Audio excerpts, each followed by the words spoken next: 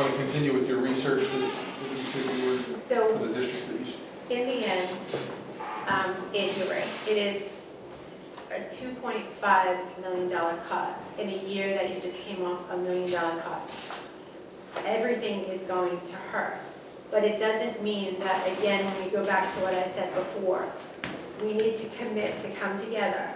And just because it's in one line item right now doesn't mean it needs to stay there.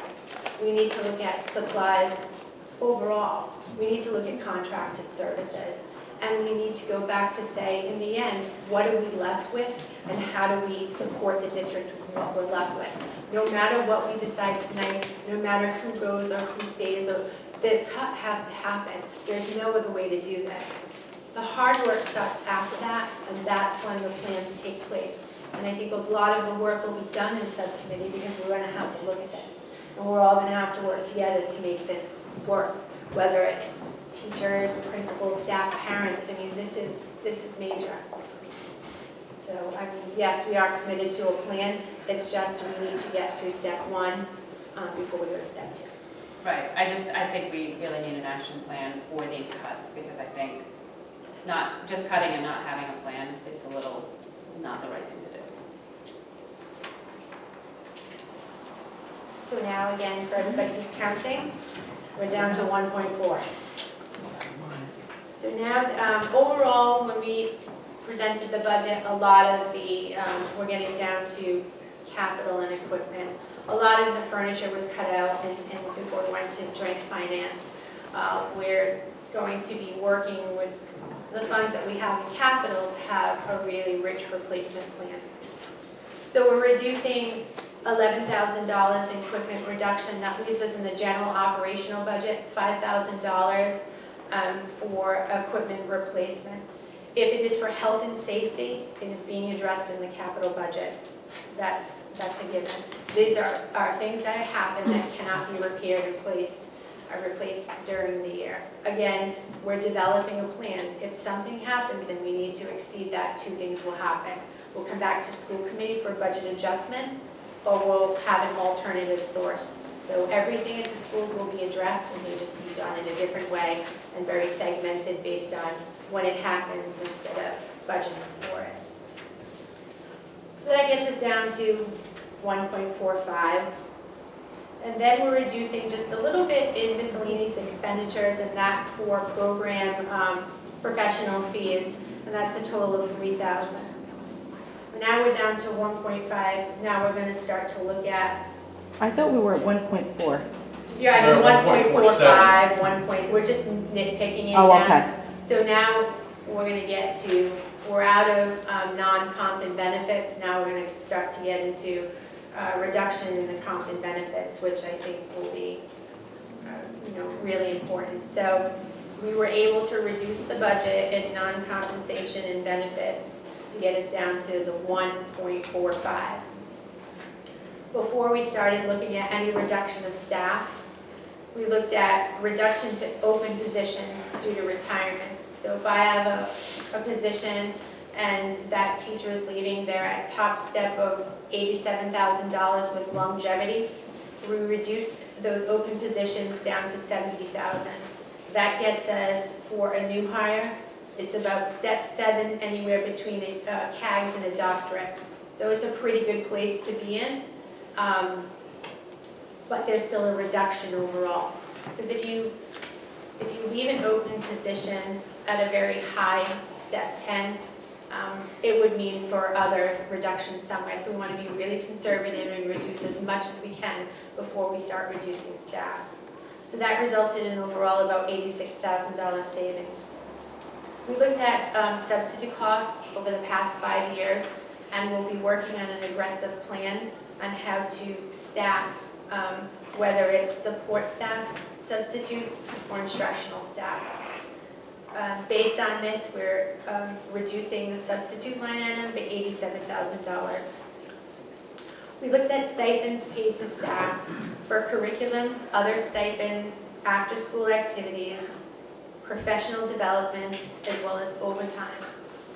So overall, we were able to get it down, small amounts, $5,000, $8,000, $7,000, $25,000. So we're starting to dig to where we're getting to now. What else can we possibly do outside the realm of reduction of staff? So we had a new position that was at UCOL that was budgeted. It was an FTE. So we budgeted about $103,000 for it. We're no longer going to have a full-time employee. It's going to be contracted services, which overall will cost us $30,000. So again, we're able to save about $73,000 there, yes. What is that?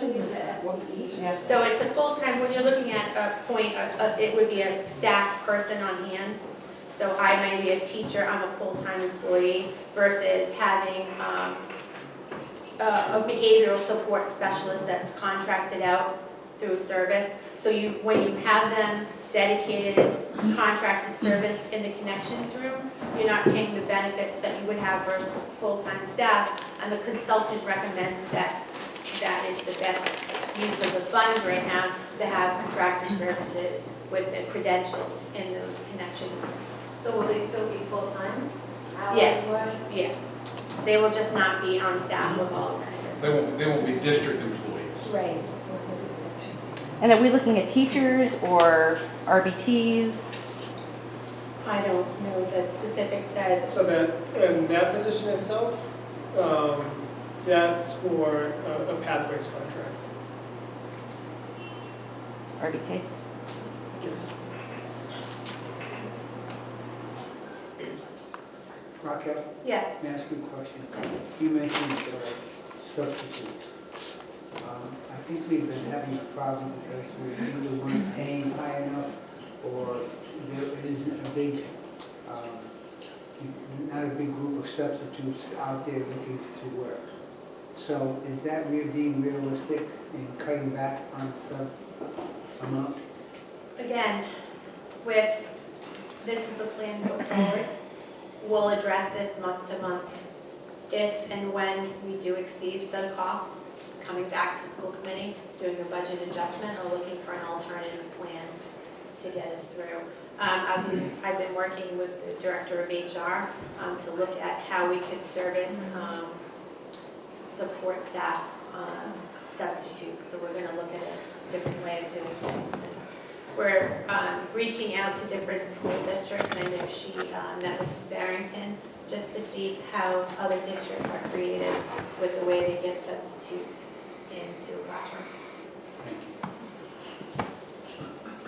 So the next part is a reduction of staff at that are non-school specific.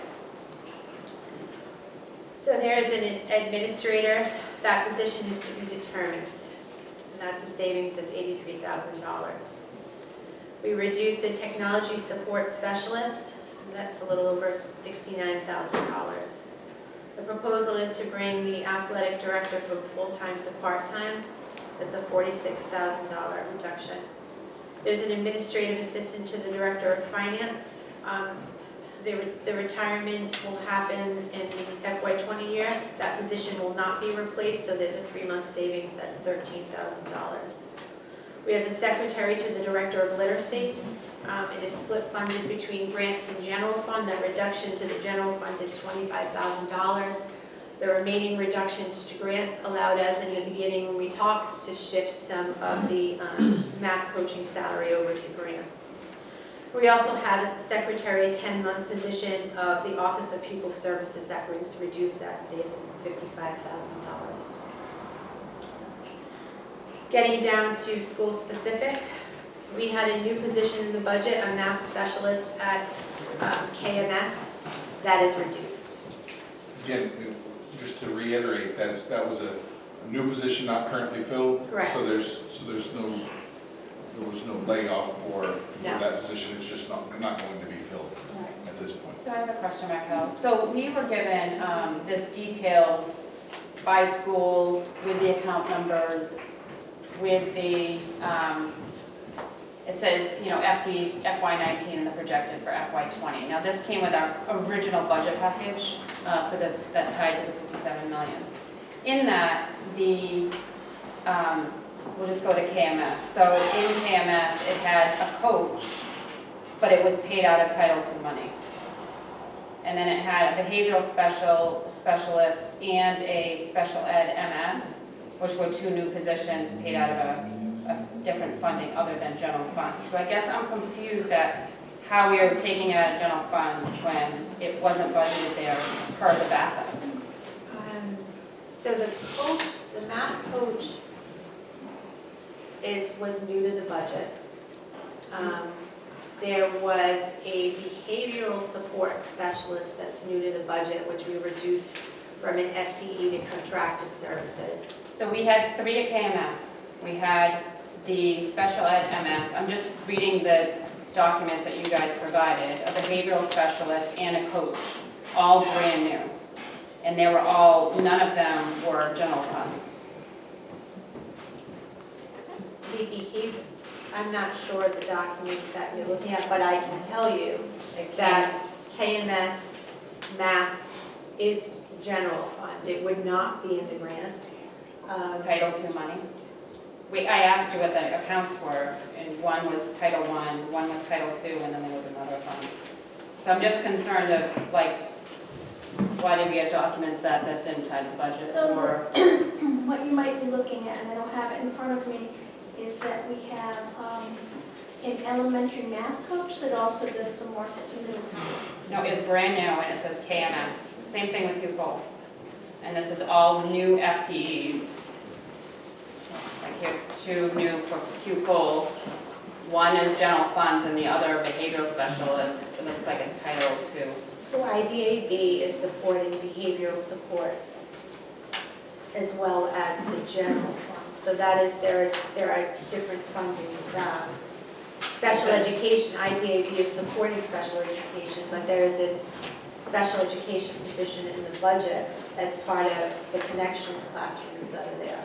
Yeah, it says brand new position, but it says They are, Title II. they are brand new positions. The special education support So at is not on KMS, the we were list. gonna hire 3. Is that now 4? No, you have the math, you have Yeah. the math coach, which is being reduced. Right. But I don't understand why, because it says Title II money.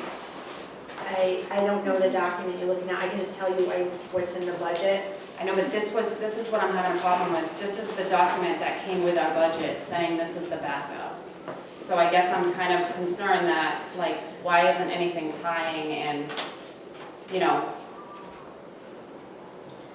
I can everybody received that. So I just, We'll take a look up on that one. We can take a look, but I can assure you that what I'm saying So right will now you is in give the us budget, that? this is Your FTE. you have it too. Yeah, I have the yeah. document. Right, but It's you, right here. yeah.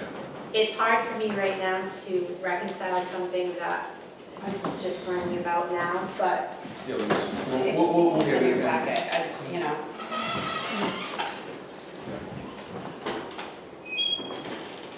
so I can tell you that the math specialist was reduced from the general fund budget. It's new. I will tell you that the new special education position in general fund is still in the budget. It's part of the social emotional plan. And I can tell you that the behavioral support was an FTE. It's reduced down to contracted services. I can also tell you that the grants are supporting special education and behavioral support positions as well. I do know that part of the plan for social emotional is professional development, which is supported through grants as well. And I will look at that, Sheila, and I'll make sure that we reconcile to all the FTE documents in the budget. Yes. The contract services, is that a year-to-year contract, or is it for so many years? How does that work? It is year to year, but it will be ongoing. It's part of, if you're looking at the use of fund balance for our plan, it is sustained for 5 years, transitioning back over to the operational to be long-term. So getting back now, we're going to school-specific. You have a 0.5 split for a librarian, and that's at Terrace and Rockwell. 0.6 FTE for the teacher that is assigned to the PASS program. I know that the assistant superintendent is ready to talk about the plan to service the students in the PASS program. The reduction right now is just the FTE to that. So, yeah, let's be clear, Yes. it's not, there are multiple PASS program teachers. This is a 0.6 FTE for the coordinator position that provides liaison between the PASS teachers and school administration, or you can explain what that, Dr. Andrea, you can explain what that coordinator role is and why we think it's reasonable that it can be absorbed. Yeah, so I asked the high school principal to come up with an alternate means. I think this is a difficult, recommendation. I know Ally is here, or was here, I think she is. So, and she was just recognized for those people last week who, as a district teacher of the year, so congratulations on that. But it's really hard to look at reduction. So we looked at this position. We're not eliminating the PASS program. There are still the PASS content teachers, and we're looking at other ways to help with that coordination. I know we are looking at EBCAP grants for some of that coordination and outreach to the students, as well as the one of a high school assistant principal and guidance counselors to serve as a liaison to those students as well.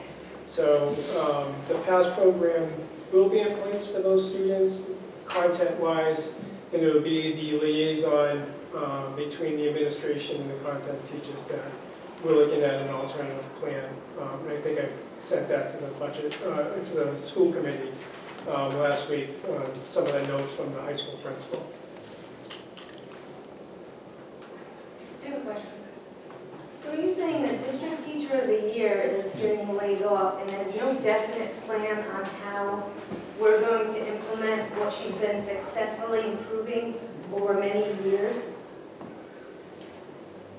How does that make sense?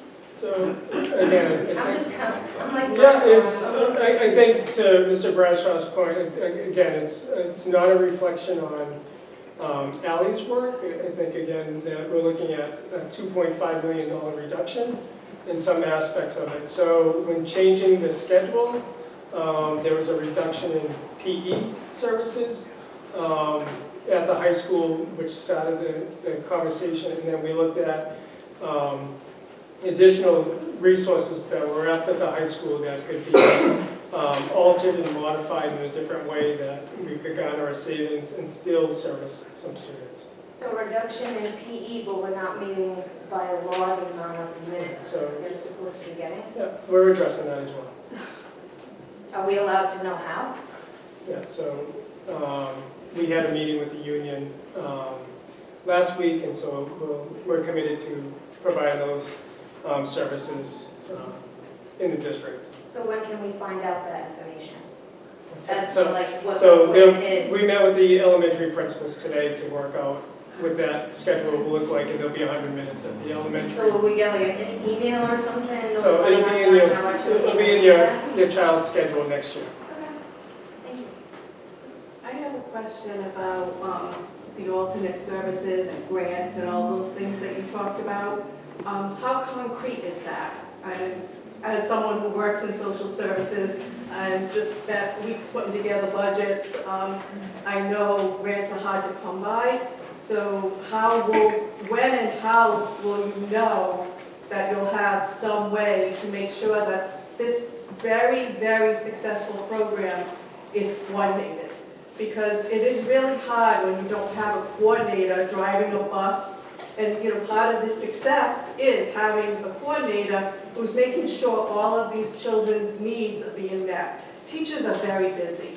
Putting more onto what they're already doing is, the program's not going to be the same. And that's concerning. I can address, probably not specific to a program, but grants overall. The grants that we're talking about tonight are entitlement grants. So they're year to year. Those are your Title Is, your IDAB, your Title IIs. We know the entitlements for each year, and any shift of funds, if you know grants, there's an overall rule of supplement and supplant. So we made sure that we worked with the Rhode Island Department of Education. We had a representation down in district to make sure that every cut that we have here would be approved, and that they would work with us to expedite carryover to continue to I support. think you misunderstood my question. I was talking about the grants that Dr. Andre just referred to, as far as being able to pick up the piece of not having a coordinator. So I agree, they are difficult to come by, so I think the funding is secured for next year, but there's also some money in Title IV in school safety and overall well-being that, again, which is more of an entitlement grant. And so then there'll be a plan to make sure that this program has the coordination that it needs to be run the way it is. I mean, it's a successful program. It has gotten children to graduate, which is concerning that we are now cutting a program that the neediest of our students will no longer have access to coordination.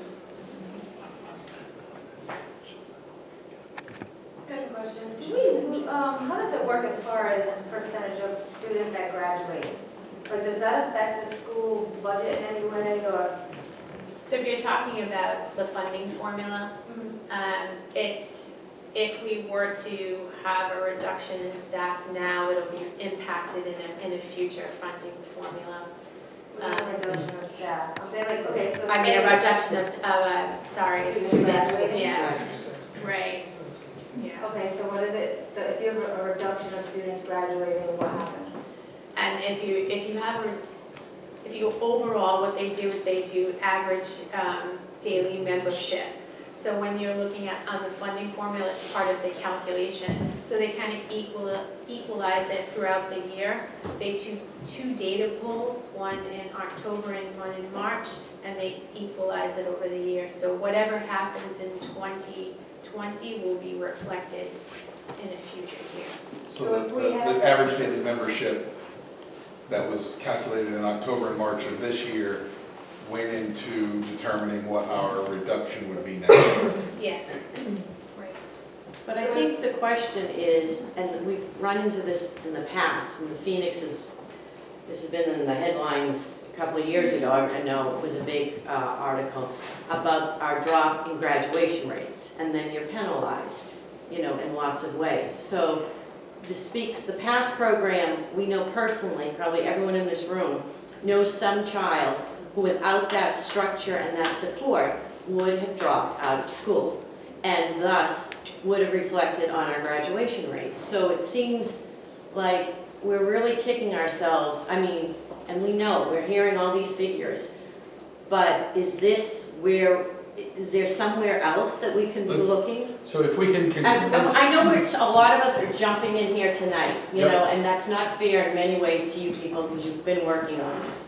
But our lives are, we're doing the best we can to get involved in this so process. let's keep going through, and then we can go through some additional recommendations too as well that can provide additional maybe money where we can look to reduce, and areas that we can bring back based on community feedback, and then other mitigations that we can work with through different subcommittees on the school committee to address, again, maybe looking at revenue. At some point we might get to a point where we've done all the cuts that we think we can do, but community feedback and what we think is in the best interest of our children really may get to the point where we need X, Y, and Z back.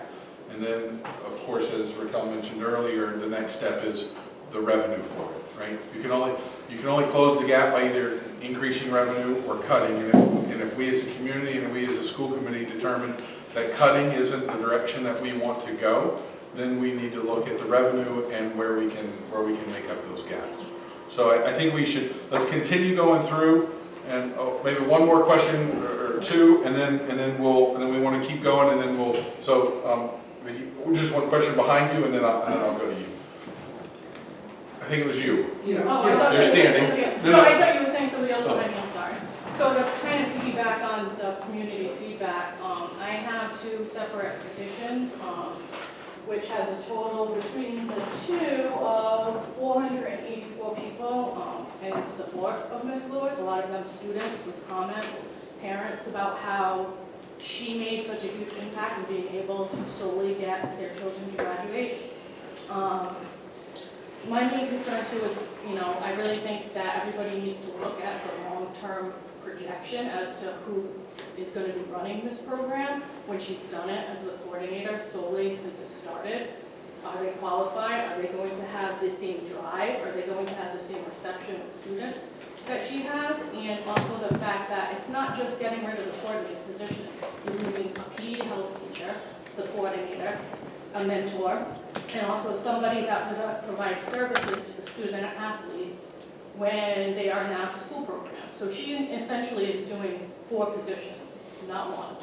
So getting rid of that 1 position is technically cutting 4.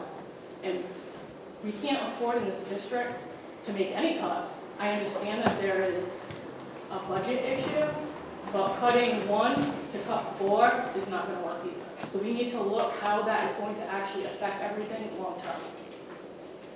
So I have the copies of the petitions. One of them, due to the software, it's set to close tonight. So I will email the final one to everybody so you have copies of it, but I would really suggest you read some of the comments from some of these kids that said without Allison Lewis, they would have not graduated. They would not be successful, and they wouldn't have learned the skills they needed to be successful outside of school. Thank you. You should know that there was going to be a reduction in an administrator to be determined. Do we know how or when that's going to be determined? So at this time, originally we thought there was a retirement coming in. The retirement's not coming in. So if I had to make a recommendation tonight, it would be a high school administrator.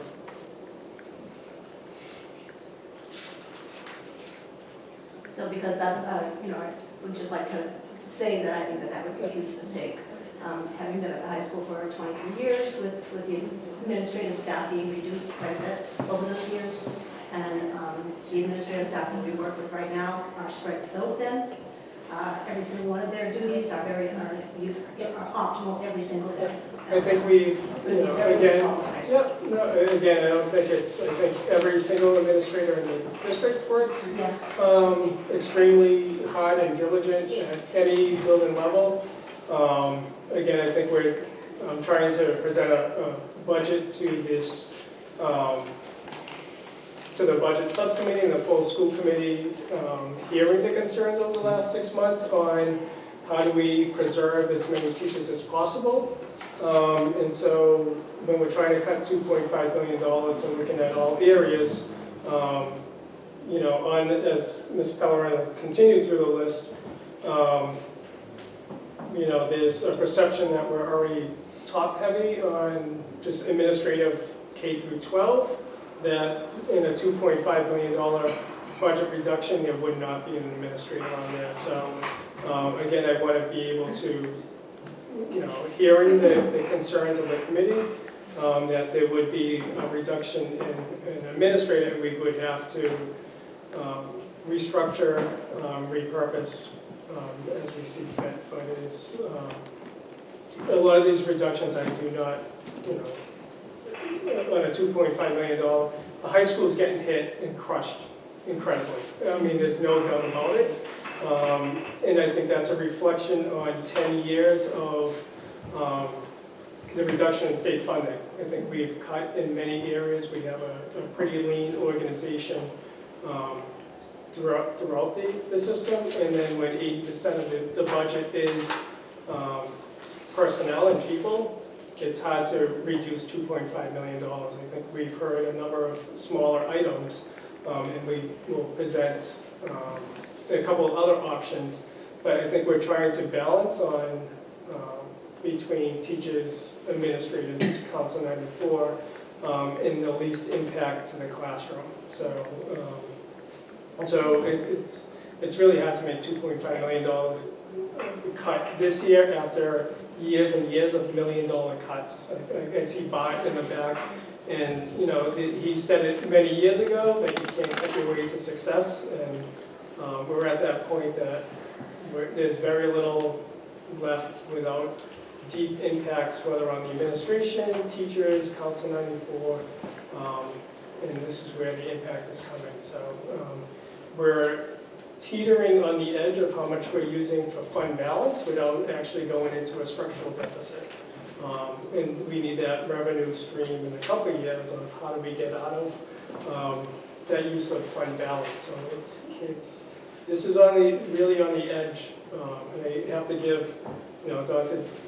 DiBiase a lot of credit, and I put a lot of stress on her and the high school staff on whether it's changing the schedule and how do we still open the doors in September and still have high-quality programs for our kids. And I think she, with the new 7-period schedule dropping 2, still extended some of the instructional time and was able to blend the block and a 7-period day creatively. So I give her a lot of kudos on that, but it is not the optimum thing to do. If we were fully funded, I don't think we would be having these conversations. Or my idea of going down a high school administrator or a central office administrator, or the amount of Council 94 support staff. It's a fine line on, again, supporting our students and still having a robust infrastructure to support our teachers and Council 94 members as well. Dr. Andrew, is there the possibility of us going back to joint finance and asking the town for more money? So I think I would just be really cautious on what strategy is going to be used tonight and being discussed in open session. But there are, I think, a few possibilities that the school committee can address through their various subcommittees and more of an executive session.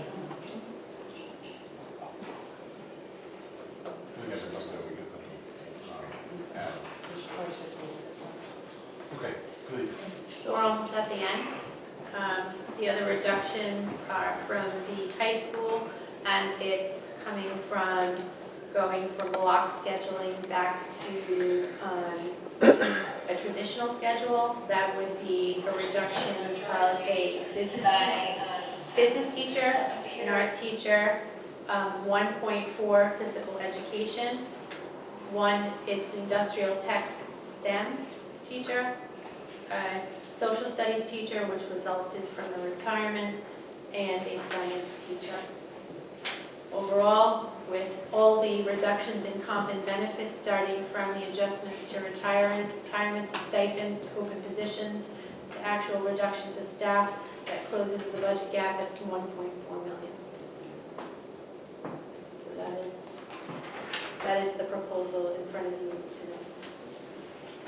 So do we want to go on to some of the other proposals? Sure.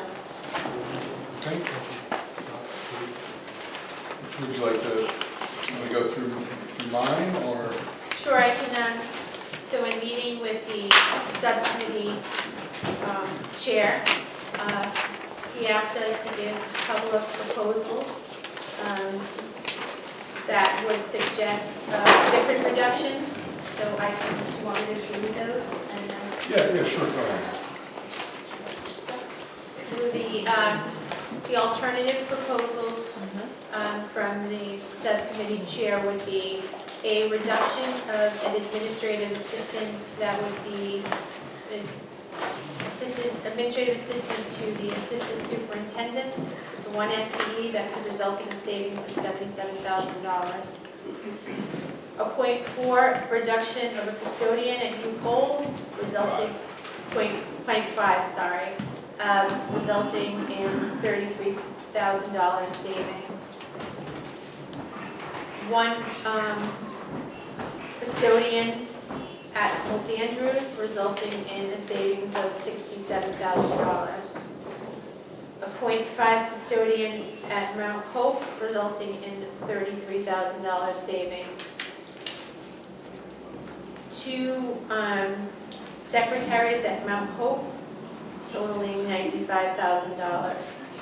And one additional secretary at KMS totaling $47,000. So the reason we looked at this was we started looking, or when we started discussing, we started looking at the current strength of some of these positions, and we looked at currently at Oliver administration, there was an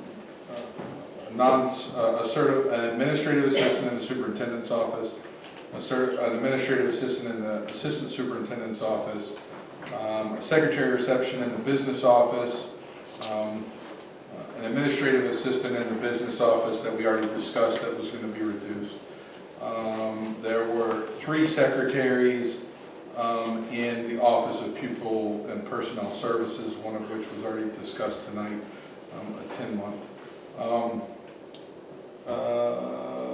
There was also a secretary in the Office of Literacy in Title I. So when we started looking at that, the thought was that are there efficiencies that could be gained, not necessarily efficiencies, but could administrative assistant resources be shared throughout the building? And so I asked for what would it look like in savings if we went down in certain areas.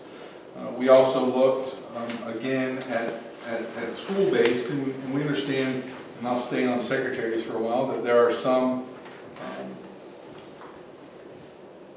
some schools that have 2, there are some schools that have 1, especially at the elementary level. We didn't discuss any of that, but when we looked at KMS, we discussed that there are 4 there, and that there are in full strength 7 at the high school. And when we started looking at it, it was, and I don't know, can we get into positions? Secretary for that covered specific areas. Can we discuss that? As in secretary for the principals, secretaries for the assistant principals, secretaries that do attendance, secretaries for the dean of. So there was a question about how it could work pool-wise. Correct. So at the end of the day, we looked at, there seemed to be quite a number of individuals, positions that had secretaries, and same thing at KMS. And is there an ability that in these lean times we could share resources, and rather than one administrator having a dedicated secretary, could you have 1 or 2 that could support 4 administrators? And looking at that, and at the end of the day, those are what I reasonably thought could be managed. I could be wrong, and the subcommittee could completely disagree with me, and that would be where we are. Likewise, when we looked at custodians, we realized that there was a half at KMS and there was a half that went between KMS and the high school.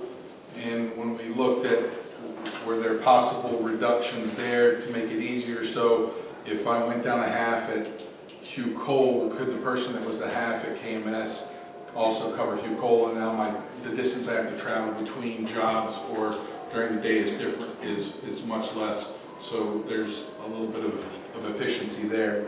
And again, when I looked at 7.5 custodians at Mount Hope, 6.5 custodians at KMS, and then we've got 2 for, so we looked at what is reasonable.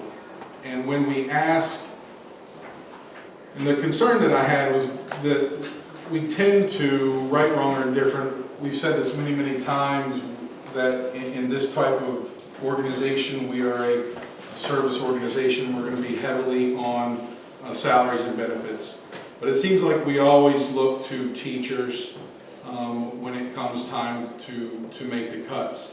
And could I look to our professionals in the administrator to do more and maybe do without a secretarial position, or can a custodian cover a little bit more square footage so that we could potentially bring back programs that people like block schedules, like the past program coordinator, like the dedicated librarian at Gutierrez and Rockwell, like the full-time athletic director.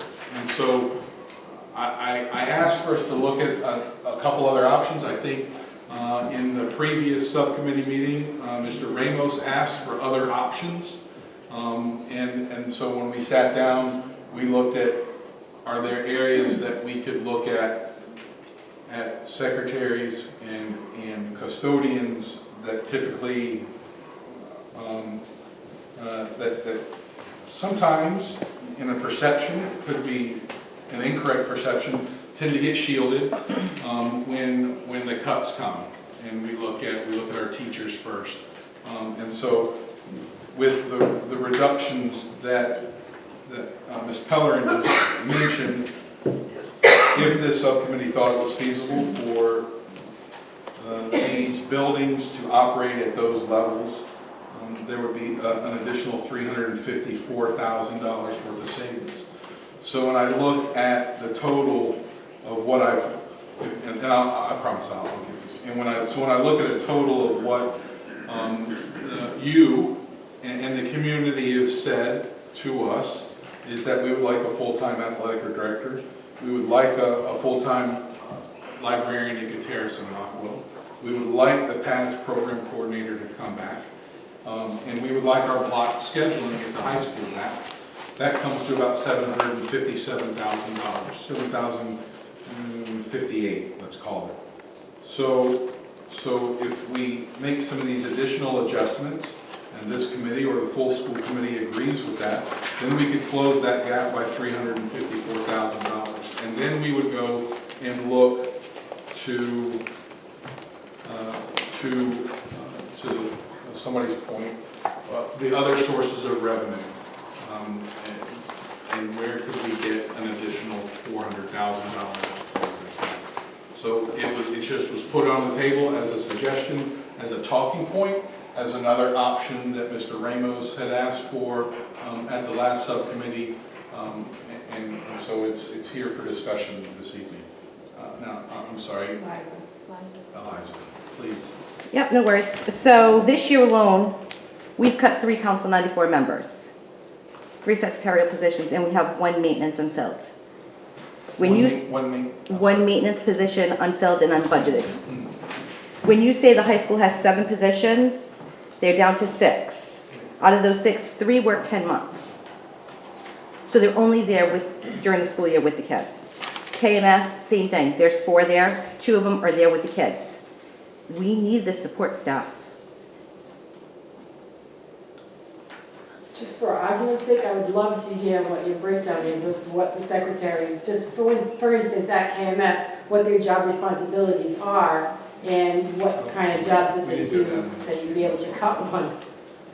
They're not specific to a person. Well, you mentioned attendance, We don't go down any at KMS. I didn't recommend any. You did. 1 at KMS. 1 at KMS. 1 at KMS and 2 at Mount Hope. You said attendance, you said assistant principal, you know, you mentioned a couple of things that are all 1 person, they're not 4. So it's half at Hugh Cole, 1 at Colt Okay. Andrews, half at Mount Hope, 2. So we could go through, if we can have this discussion about positions. As I understood it in our discussion, there was 1 secretary for the principal.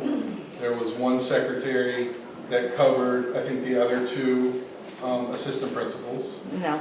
You got 2 in the audience tonight. Okay. Personally, I'm a secretary at KMS. Yep. I do attendance. I'm the secretary for 2 assistant principals. I manage and schedule all 504 meetings for all students, which is about 95 at the KMS level, as well as answer phones, do attendance reports. So let me ask Dr. Andre, because when we had this discussion, and I don't recall. Him and you guys. Yes, when we had a discussion. Yep, so you just asked for the positions, I want to be clear. Yep. Of the roles. Yep. So, and I took notes on them, but I gave my notes back because they were working papers. Right, And so- Rick probably didn't bring them. So I just, again, I just want to reference them. be, Yeah, and please. be clear that, we had the discussion, but Yep, I had my recommendations on, this is an alternative to my recommendations. correct. So, Right. but there's a middle school secretary, there's Donna's position that manages the two assistant principals, 504s, phone calls, Okay. daily traffic. Then you have another secretary in the front office, Carrie, who also does a lot of coordination in that main office as well. And all the ASOP. She does all of this, and then helps with the technology issue, Chromebooks in and out, and then you have one secretary in guidance. You have 4 at campus. So wait, go through them again. So you So have, one in guidance, So you have one in guidance, one that supports directly the KMS principal, and then you have 2 others in the front office. One handles 504s, 2 assistant principals, and then you have Carrie who handles substitutes in the morning, technology, Parent requests. parent requests, and just. so again, so I was looking at, again, one that was the principal, one, and I don't know if we got into all the other roles and responsibilities, and if we did and I didn't hear you correctly, I apologize. One at the principal, one for the assistant principals and other duties, one at guidance and one at the front. And so the thought, again, this is options, and this is options because there are a lot of people that are also concerned about students that not getting their block schedule, right? And there's those teachers there. So again, options. So it was, can you consolidate in 3 people rather than being pigeonholed into one specific area or 2 or 3 or 4 specific areas? Could somebody else that maybe share some of your burden, and now we go down and it's 3 that cover the entire scope? To be honest with you, we need an extra secretary at KMS, and we've been advocating for that for well over a year. We had a half-time That's what we all last do. year that was cut, and we've literally been worked to the bone for this year because of that cut. So, and taking away another secretary, I worry that we would not have this safe environment And and what I- to get the and so- responsibilities done. And at the end of the day, again, it might And it's a be, low-paying job, just for that. I understand. It's not. At the end of the day, perhaps, and this was a conversation that we had, I work in a facility that has one secretary for about 900 people or not 900, like about 90 or 100 people on a floor. And so that person does anything from schedule conference rooms for meetings, or put in travel plans, or provide your travel orders and that sort of thing if you need to go somewhere. Early on in my career, I've been doing that at 19 years, I learned how to do a lot of that stuff myself so that I didn't have to rely on anyone else. I put in my own orders, I put in my own travel vouchers. It may come to a point in time, and I don't know a lot of what administrative functions you provide for or for the principal or the assistant principals, but perhaps they generate their own memos. Perhaps they do some of the other, maybe they're picking up some of the slack, and we ask them to do a little bit more as well and not put the entire burden on the secretarial staff.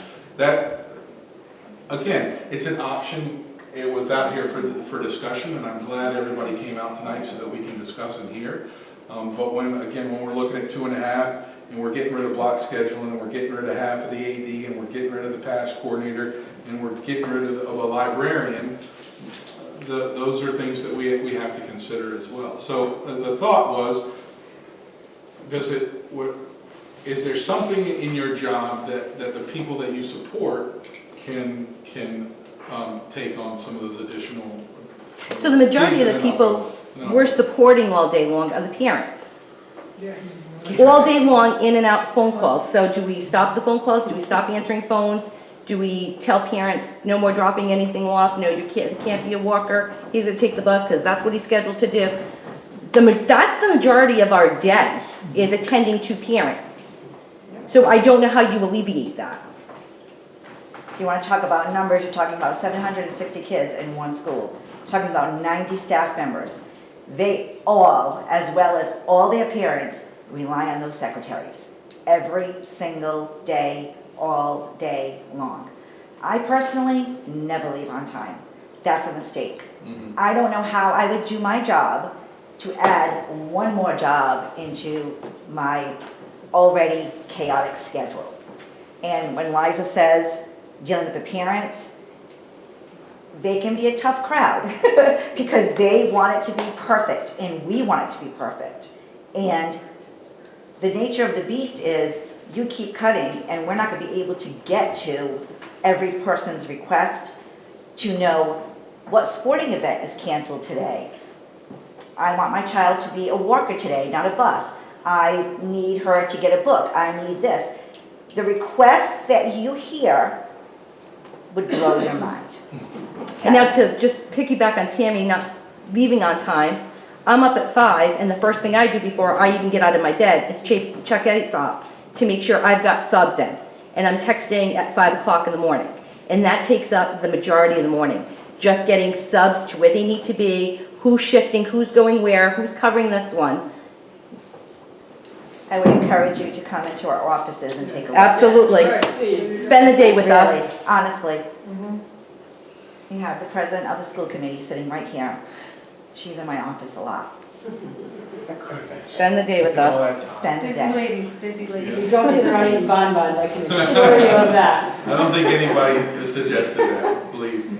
I know, I think it's just very frustrating to hear when you work as hard as we do in that building, and very often take home work and work after hours supporting that job, to hear that you think that we can add responsibilities by cutting the position. It's very difficult. Please believe me that I hear you and the 7 or 8 or teachers that got layoffs at the last school committee meeting feel the exact same way. I understand, but that doesn't make my pain any less, okay? Understood. Somebody's gonna feel it, right? And the fact of the matter is, you have a crowd because they will come out and support the teachers. No one's going to come out and say, oh, I'm sorry you cut a custodian, or I'm sorry that you cut a... George will be out here.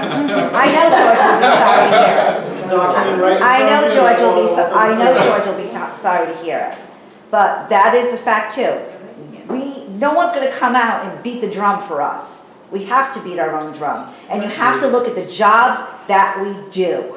Believe me, I understand that you, and I appreciate you for coming, and like I said at the beginning, I'm glad that this is a forum in which you feel that you can come and share this information.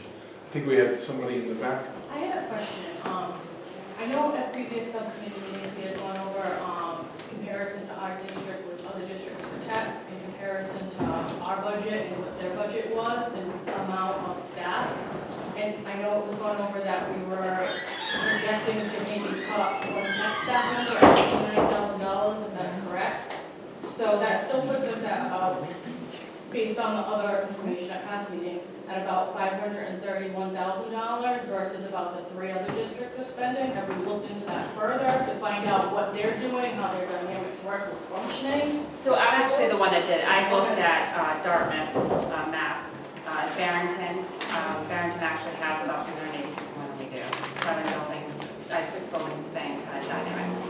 My whole thing is I've met with Ms. Miller and Raquel and Santa with Carly Leach, and there was no path forward. They were taking a thoughtful pause. So to me, I agree that my belief is, and I'm not speaking for anybody else, is that if we're taking a thoughtful pause on potentially over $3 million, then we really should be looking at the head count, because to me, that doesn't seem like we really have a direction on what that staff is actually doing. I've asked for a comprehensive plan, a 5-year plan right now, I'll give you a second. Also, the data of what we've received in, that we have aging leases that are beyond 2 years, 1 year. So that did come from me, and I still think that I still haven't to this day received anything that has a comprehensive. So that So- was my belief, yes. So when And I, we have 2 interns, and I think that we should use the interns versus having salaried staff for the time being until we get out of the thoughtful pause and actually implement it. Especially if we're trying to implement that with the social behavioral, I mean, why is that not being looked at to be implemented? so I'm gonna turn it over to Rose in a second. I will say that you're correct, that there was a tech support specialist that went down. So that puts, and correct me if I'm wrong, that are covered out of the general fund, because I don't know that we budget for the 2 interns. They're not budgeted. They are not budgeted for, so so what is budgeted is 5 individuals in the Office of Technology, including the Director of Technology, and 4 additional people that would be comparable, I think, to what you're gonna find in a Dartmouth. I think that you said that they had 5 or 6. They had 1 director and 4 supports. So that's But we also have a director of education technology, which I'm saying just have 1 that does both. right. So and you know, and I think we need to. So I will respectfully disagree with Mrs. Ellsworth. I think that It's their data. I understand, but I really look at the Director of Educational Technology as not the hardware person, or even the maintenance person of my network or any of that. That is a person that looks at the educational software and determines whether or not these are the right tools for our students to be learning from. So I've asked the administration to actually roll this person under curriculum, because I feel that this person really belongs under curriculum. Now, you could say that we don't need a director of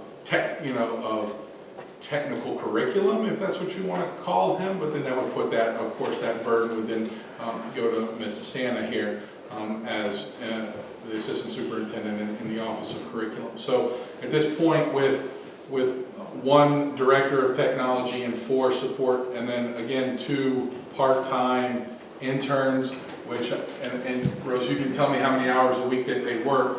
I think we're kind of on par with some of the other districts, and even, you know, I know Portsmouth isn't at a 1-to-1. They've got, and Rose can talk to that. They have less students, though. They have less students. They're not a 1-to-1, but I think when they go to 1-to-1, they're planning to pick up additional support, and we'll be relatively in line with them. So Rose, please.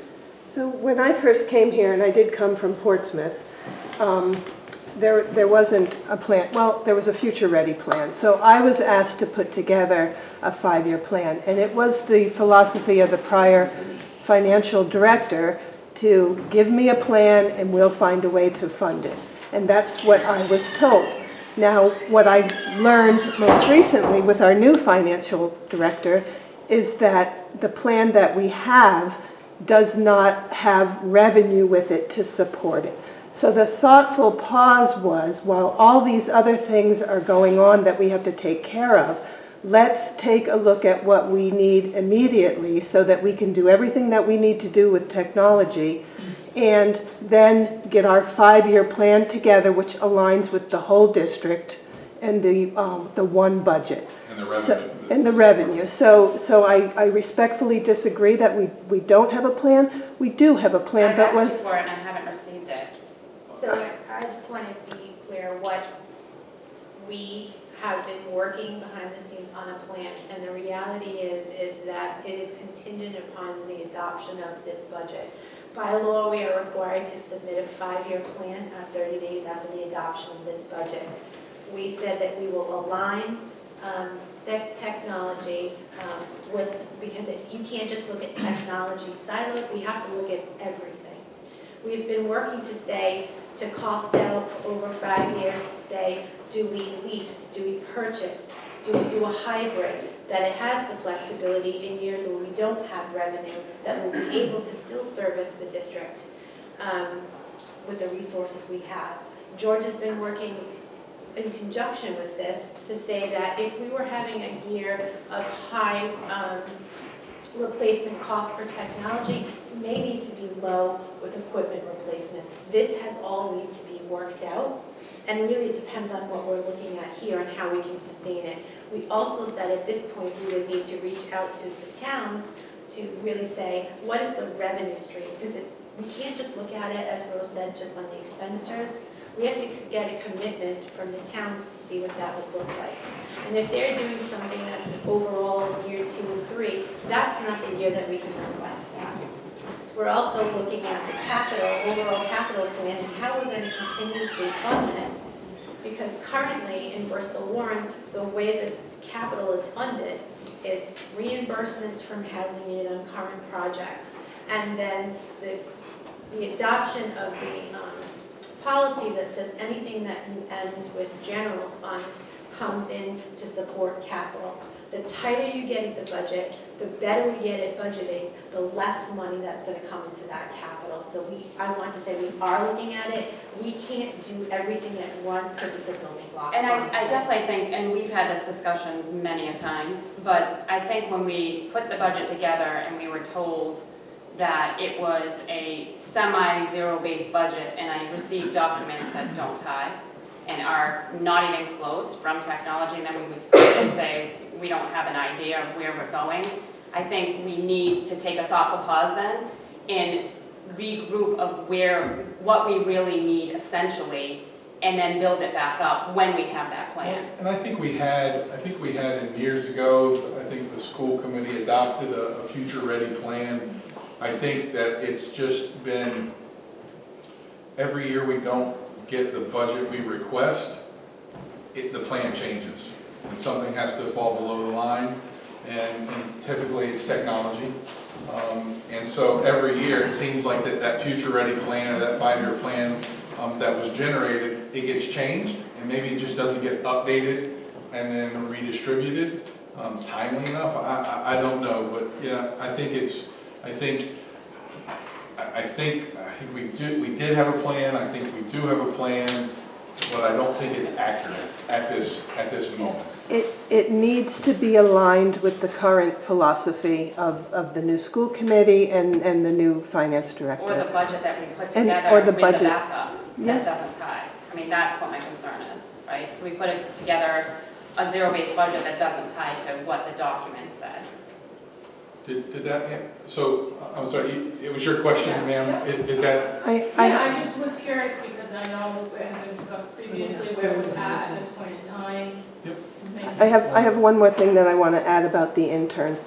So when we have an intern program, it is a partnership with another institution. So we're obliged to teach these kids different skills as well as getting some work from them. It's not that we're paying them minimum wage to do all kinds of work that a salaried person would be skilled in or would have. So currently our interns come in, they might come in 2 days a week for 3 hours a day. It depends on their schedule, when they have exams, when they need to study for them. But it's very commendable that we have partnerships with 3 different post-secondary institutions that give us interns. One of our interns is now employed at Hasbro, another one is at St. Ray's, and they have really good system admin jobs. So they can't be depended on for our workload. Type of, okay. I think there was one. You had Yes, said please. earlier that there was an administrative position that you thought was going to retire, that didn't end up with you? No, not, that's. No, an Administrator, you mean, An right? Yeah, an admin administrator. position that was going to retire. Had that person retired, would that position have been filled? No. Okay, so if we have an administrator whose position we could do without, then why aren't we cutting that position? Person's on the contract. Contract's still up. Yes, please. So at Hugh Cole, there's a little over 650 students with a principal and an assistant principal. How do you justify having an assistant principal at Colt Andrews with a little over 300 students? I'm going to defer to the administration. I think that is another, of course, you know, Hugh Cole and Colt Andrews are 2 Title I schools. And so there's 300 kids difference. Yeah. That's definitely an option that could be presented. That would Absolutely. save I will not 2 say Council that that's- 94 jobs. I will not say that that's not a position that could I'm be just looked saying. at. At this point, Again, with $2.9 million on the table, everything is open. So there's no other administrative cuts of the administration staff, is what you're saying? There was, I think we discussed. Because the one that we thought was going to retire is not retiring. And then, so then there's one that is replacing that, and it was, as Dr. Andrews said, it was TBD. And so Yeah, so there's one in my current recommendations, there's one administration. But it's okay to cut 8 Council 94 members. I don't think any of the cuts are okay. I would be remiss if I did not stand up for my own staff. I mean, I direct the staff where, in my opinion, when I started as the director, we had 41. Through attrition, we're down to 31. And we've steadily gone backwards throughout the years, and as you'll see by the document I presented to you, we meet or exceed the federal standard at every building with the exception of the high school and the middle school. And I'd also like to point out that, you know, plenty of people have stood up and said, you know, if they don't have direct contact with these employees, I won't use the term that they use, but they say that, you know, we should consider making those cuts. Well, I know, for one, I remember my kindergarten custodian in this building, actually, and I know that those custodians touch the lives of every student in every school, and which is evident by a recent retirement at Andrew's school, where they actually called him back to have a going away party for that custodian.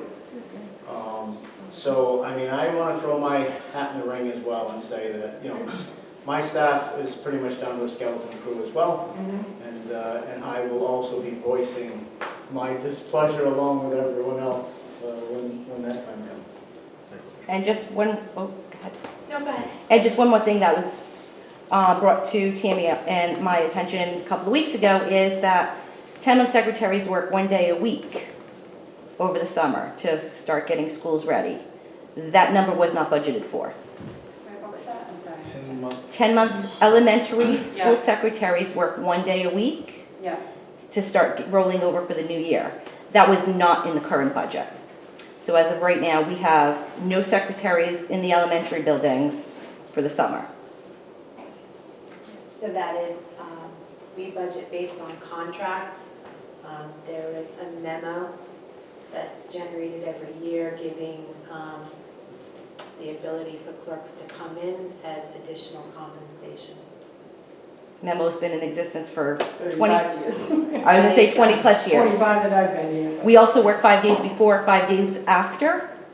5 days before, 2.5 of those days are PD and orientation. So secretaries will have 2.5 days to open up schools.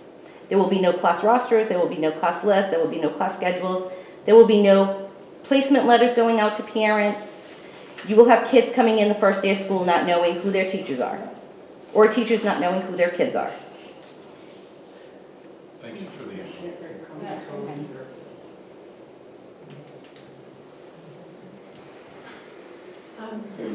So we would need some direction on how we like this presented to school committee for the next meeting. There's many different variables that we can do based on your feedback and what we will put together. So, I mean, as I said before, not taking into account the Council 94 positions that we've been discussing for the last few minutes, this district would need to find approximately $758,000 in revenue if it was the will of the full school committee to bring back the positions that we have been discussing previously. The halftime AD, the librarian at Rockwell, because I believe the Gutierrez, I believe the Rockwell librarian is going to KMS and the Gutierrez librarian was going to be split. So there was a hole at Rockwell. So it would be a Rockwell librarian, it would be the past program coordinator, and the block schedule. to bring those positions back, this committee would need to find $758,000 of revenue. Whether or not it comes in various forms, as Dr. Andrew discussed, we might need to talk to chairpersons of other subcommittees to close that gap and see what our options are. But there was a question here, and then I'll open it up to the rest of the subcommittee to see if there's any further discussion. But that's currently where we're at. So my question is actually, I'd like to understand where the high school principal position fits into this conversation. I know, Dr. Andrade, you said that that would be one of your recommendations, but that wasn't listed in the budget. And so is that just one of the things that's out on the table? Is that, how does that fit into this discussion?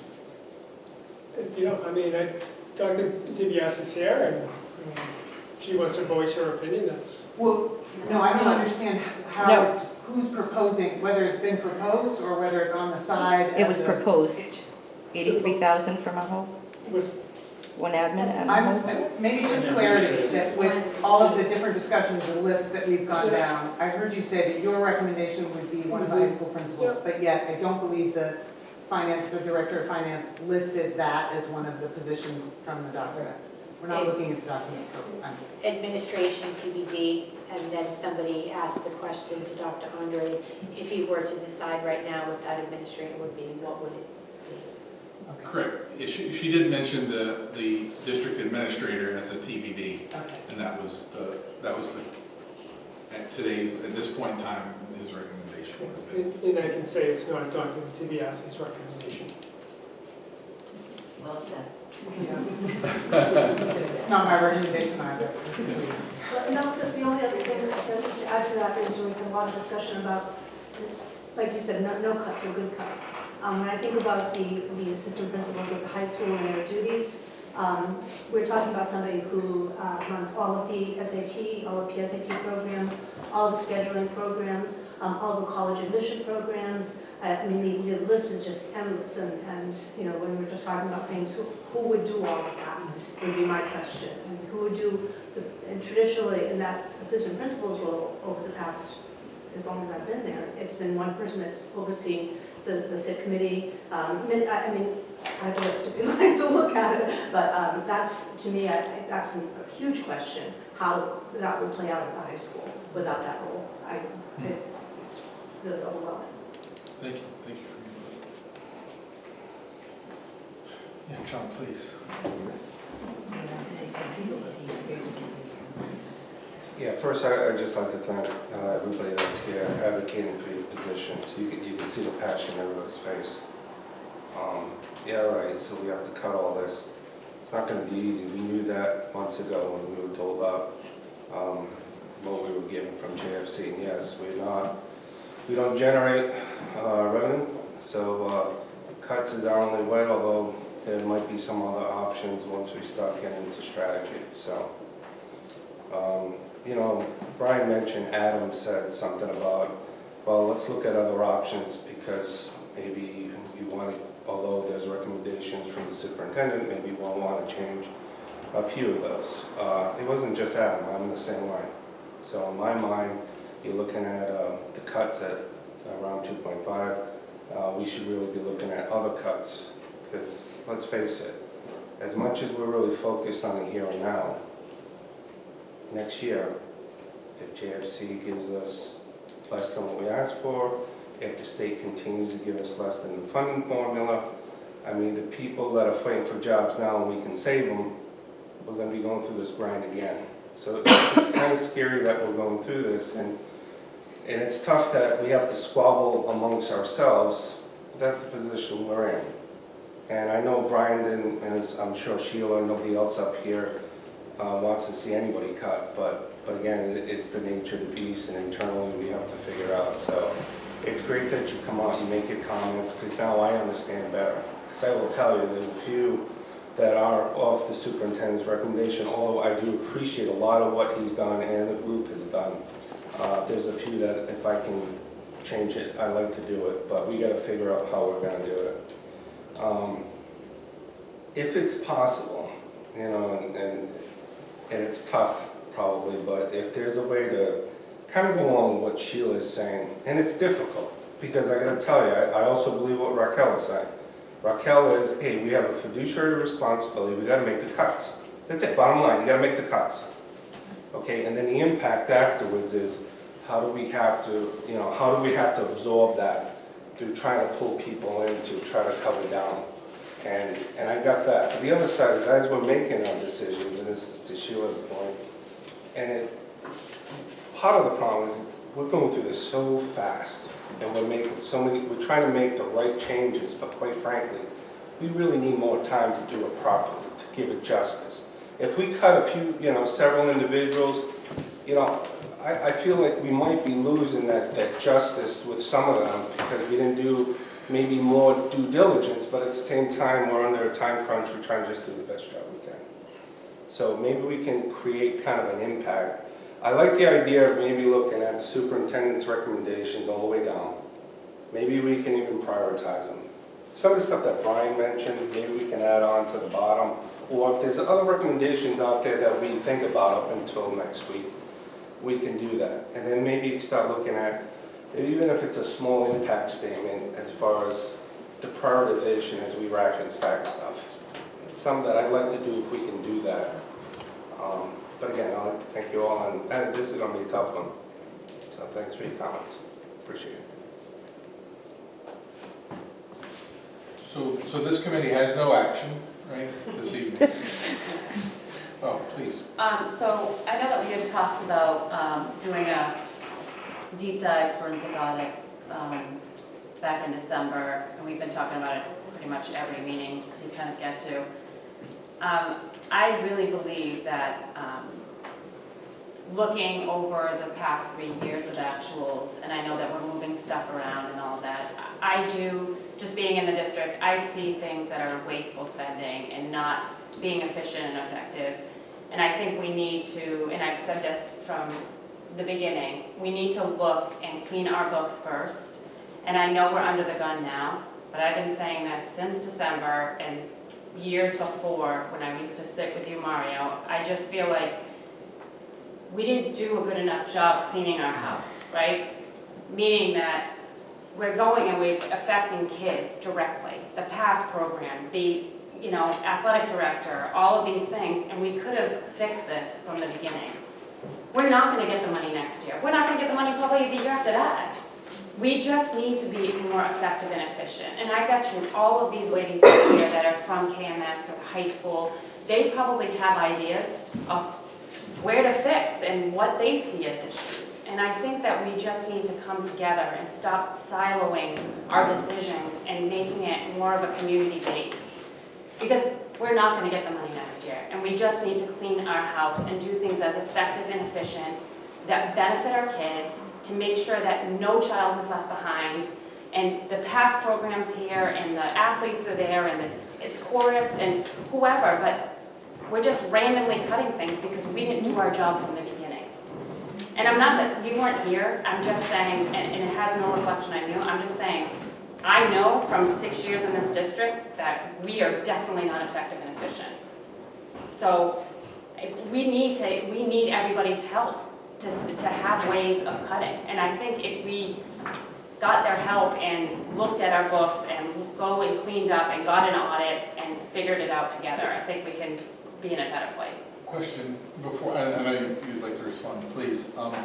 Is it reasonable to think that, again, once we get the June 30 actuals back in and we're getting closer to what we've actually spent this year, and we can look at our 17 actual, our 18 actual, our 19 actual, is it reasonable to assume that you might come back with additional areas where if currently the proposed 20 budget is a significant increase between the prior 3-year actuals, that you might come back and say, all right, or maybe you won't, and you'll say, no, it was all coded wrong before, and these 3 things weren't included in this number before, and now they have to be because that's the right way to do it, and so the number has to be. Or would you say, all right, last year was 40,000, the year before that was 42, the year before that was 38, so you know, the proposed for 20 is 50,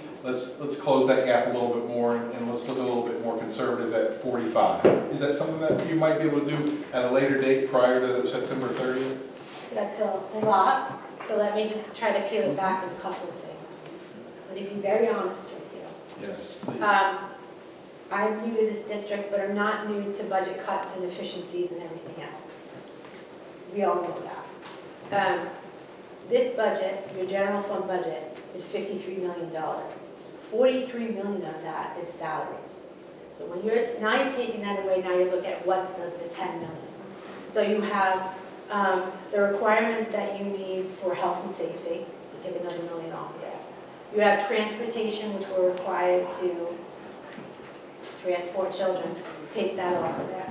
Take another $4 million out of district. You start peeling those back, and there isn't much discretionary funds to talk about. Very little. So you can't close the gap on those discretionary But you funds. can't go and renegotiate contracts and look at vendors and, I So, mean, it happens all the time. I can respond to that too. So when you have an agreement with a vendor, that is a contractual agreement. Can you go back and based on their relationship, say, can you do this? They don't have to. They have a legal binding agreement. It's not, that's their livelihood too. So we are working with the transportation company, and we said, what can we do?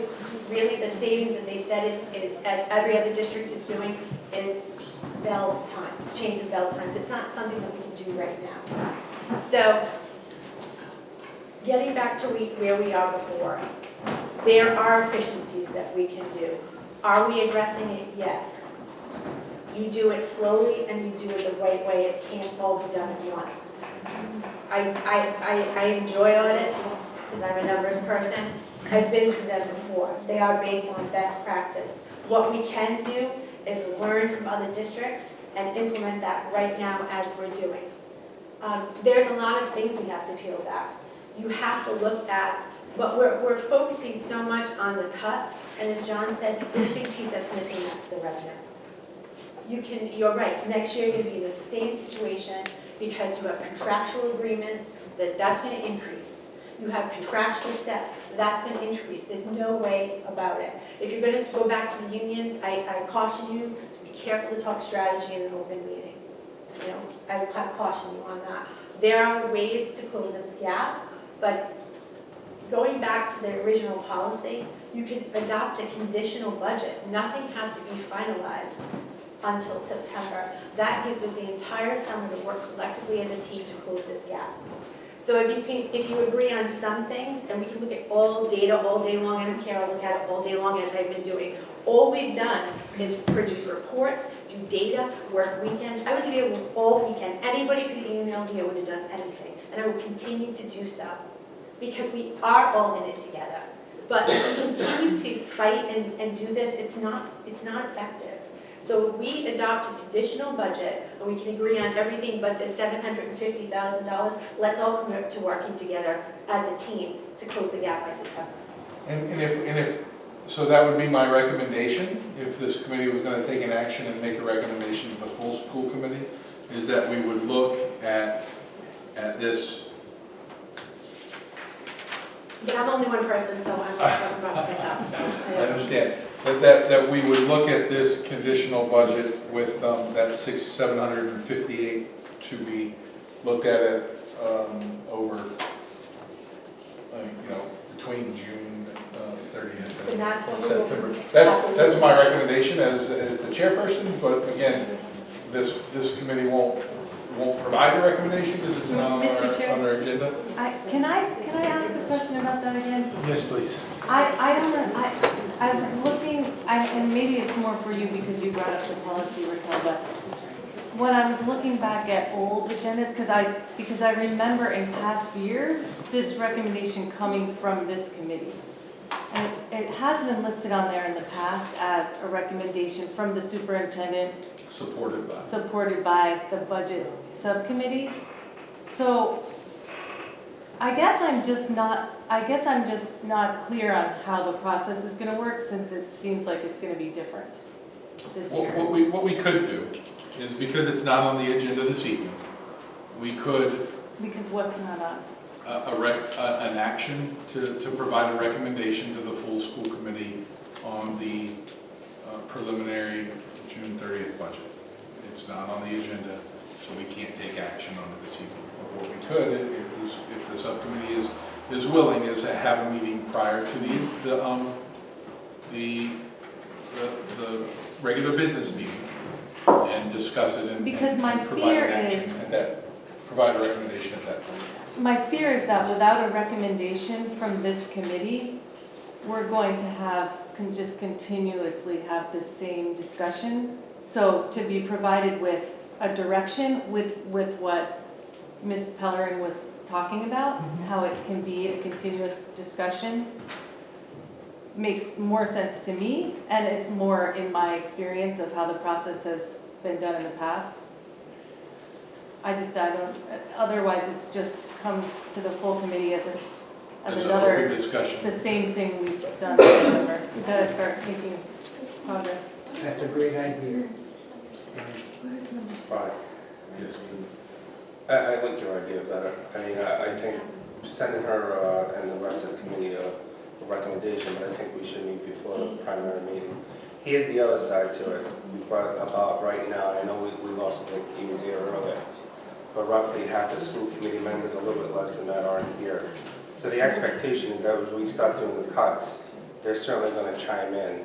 So my fear is this is, no matter what we do, like today, we're still going to get the impact of those school committee members that aren't here that are going to put their 2 cents in, their recommendations of certain things, programs or individuals that they want to keep. So maybe by having the subcommittee meeting prior to the main meeting next week, and you might have to give us a couple hours or something like that. Let's try to do it in an hour. I like the way you think. And while I've got the chair right now, I'm telling you, the group has done such a great job. I think we've been very efficient. I think we've been very open, more so in years past.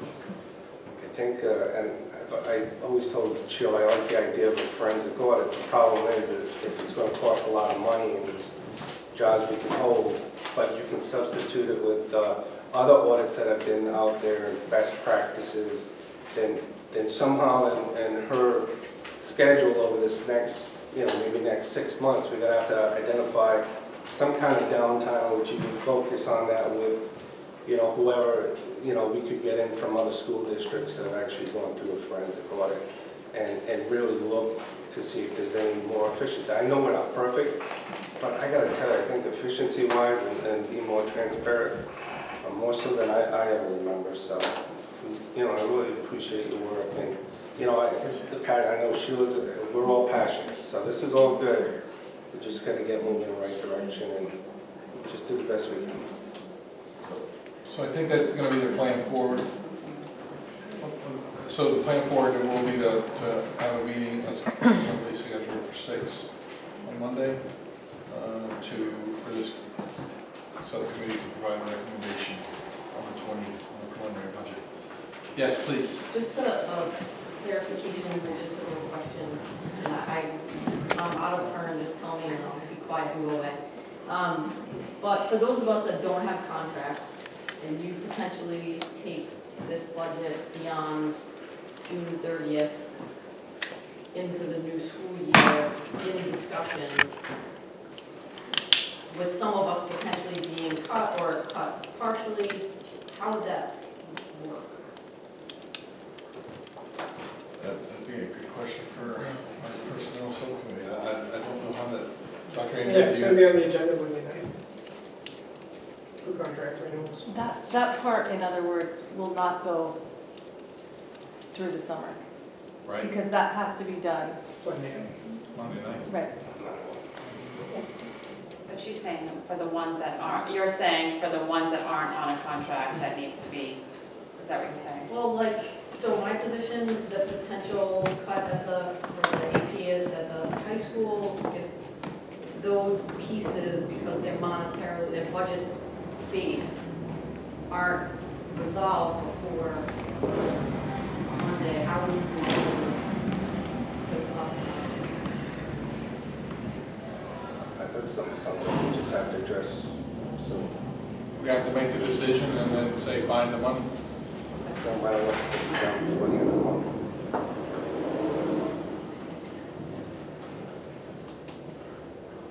Anything else? Yes, Dr. Deacon. I just have a document I wanted to share with you, so that I wanted to peruse it before your next meeting, feel free. It's an addendum to the document that I had shared prior to August. That just has the roles and responsibilities of the folks at the high school. Thank you. Thank you. All right, is there any further discussion this evening? Goodness, we can get through 6 action items in 10 minutes. We don't have to extend the meeting, but that's going to be, so let's see what we can do.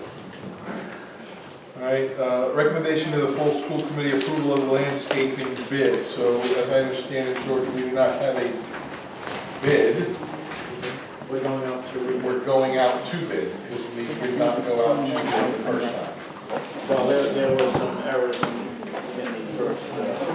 In the grounds, so this is the grounds maintenance. It now has the correct director of finance and facilities. It has the correct dates. So the recommendation on the table is to go out to bid for grounds maintenance pursuant to this statement of work. So do I have a motion so that we can have discussion?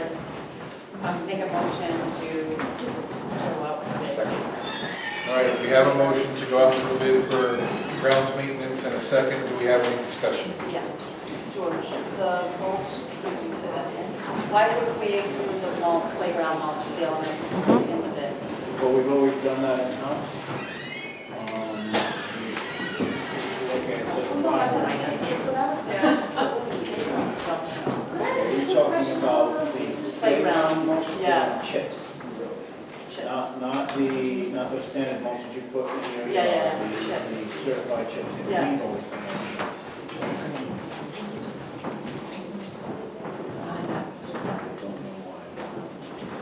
We ordered it in-house, we go around, we get a bit of both. Do we think it would be cheaper to go out the contract for it? Probably not. Is your question about going out to bid on the? Yes. Okay. So you mentioned that it's a separate bid for Warren. Why is that? Like, we can't combine Russell and Warren into one landscaping bid or contract? Well, we could, when these two contracts are up, we've already gone out to bid for Warren. Warren's already. So it's always been two separate?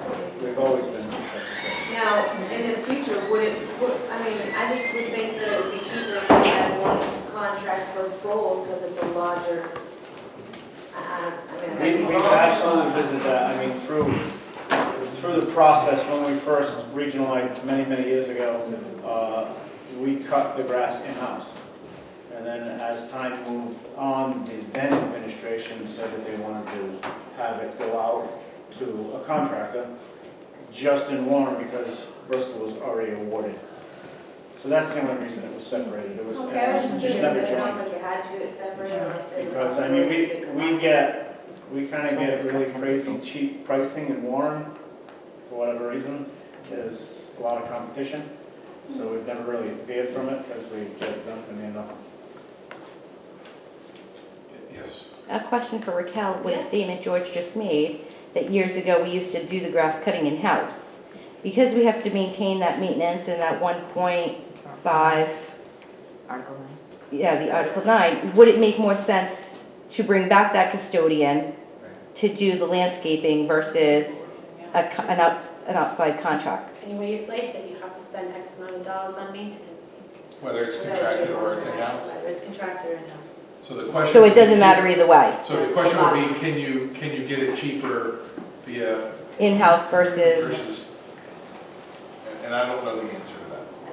so I guess eventually, won't we have to fill that position? That's why we've left it Or open. you would have to maintain something else. You just have to spend it on maintenance. It's not defined on what it is. You just have to have make sure that you maintain a certain amount of the bottom line budget on maintenance of buildings and repairs.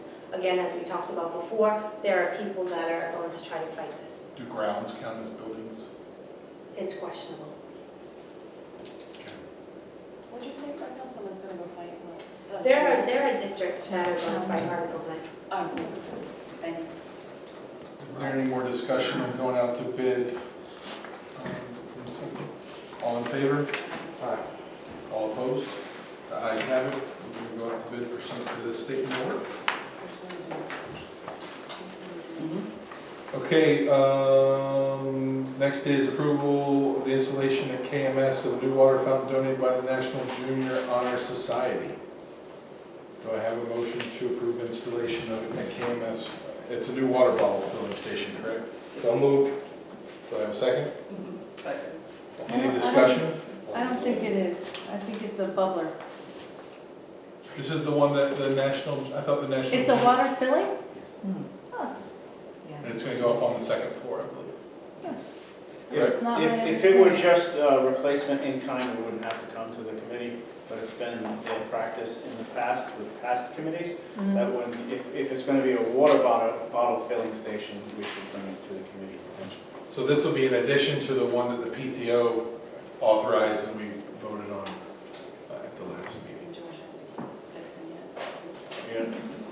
Any further discussion? All in Can favor? Wait, maybe. Quick to the vote. Quick to the Can vote. can I ask a question about something that has to do with the bubbler? I mean, water filler? Sure. That is not about necessarily the installation. What's the question? Then we can determine if we can answer it or not. I brought it up to you last week. It's being donated, as you said, by the National Junior Honor Society kids. They would like to have a small plaque or something dedicating that water filling station from them to the students there.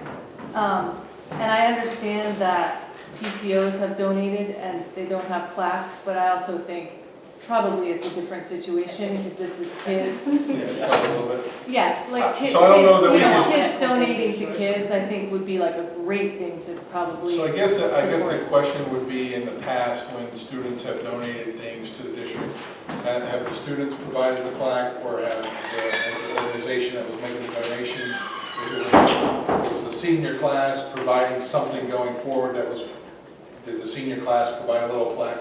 So if the National Junior Honor Society provided a plaque, would we hang a plaque? I would imagine that. Yeah, my response to when it was brought to me via email was that there weren't any other plaques on any of the other water programs.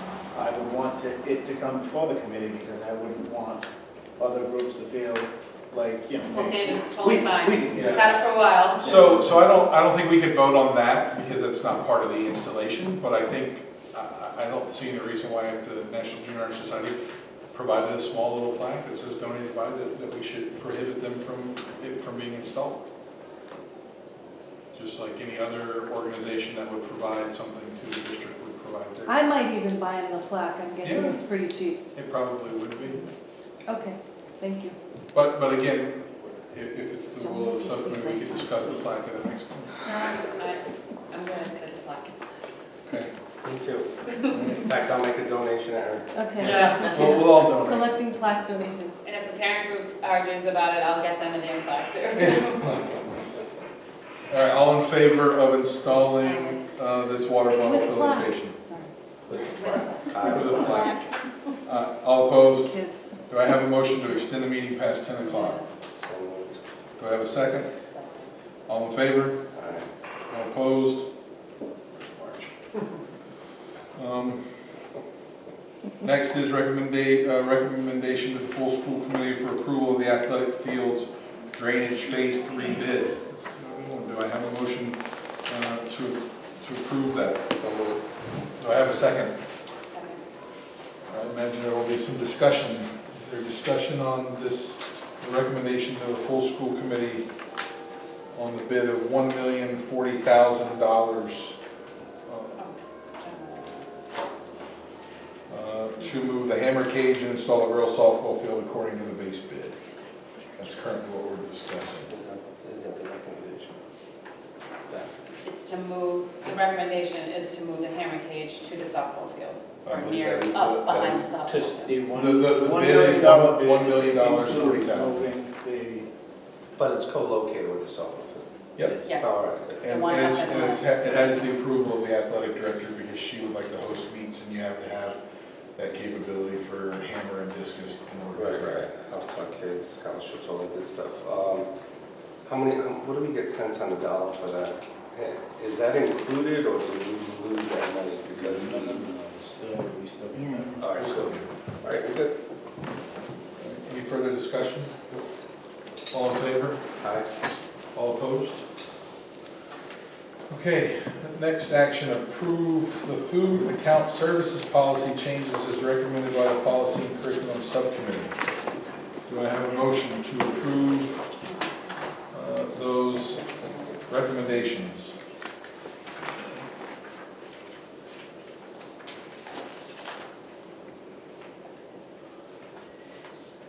It would appear that I do not.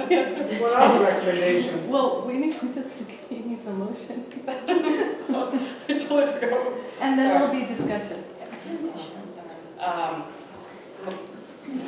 They don't want to do it. Motion to approve. Motion to approve. Do I have a second? Second. All right, discussion. So there is a food account services policy that was directed to this subcommittee because there's a potential for this district to incur cost. And the changes to the food services account policy are as follows. There are some changes to the purpose policy statement. It will now read, the purpose of this policy is to define how Bristol Warren Regional School District shall collect and manage unpaid meal charges in compliance with the National School Lunch Act and associated regulations, recognizing that all children need nutritious meals in order to learn. And there's a sentence that is stricken that says, and ensuring complies with legal obligations under the National School Lunch Act. They just kind of moved that up and combined it with the purpose policy, or the purpose statement.